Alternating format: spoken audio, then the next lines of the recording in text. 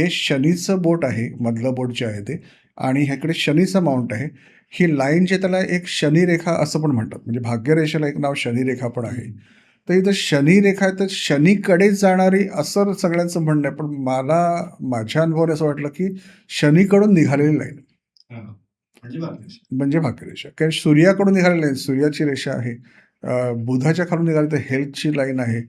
तर मग ही जर वरून खाल्या सगळ्या लाईन असतात, तर मग हीच खालून वरती म्हणजे तो एक विषय मला पटला नव्हता आणि त्याप्रमाणे मी एक एक 3-4 वर्ष लोकांचे बरेच हात बघितले. म्हणजे स्वतःचं बघितलं आणि बऱ्याचचं बघितलं.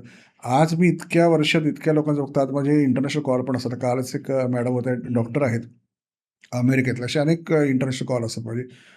तर त्यांचंही म्हणजे अमेरिकेत त्या सिटिझन आहेत, सेटल्ड झाल्या, सगळं आहे, त्यांची मुलं मोठी झाली. पण त्यांना जे काही मी सांगितलं ते इतकं परफेक्ट त्यांना पटलं, की सगळं पास्ट.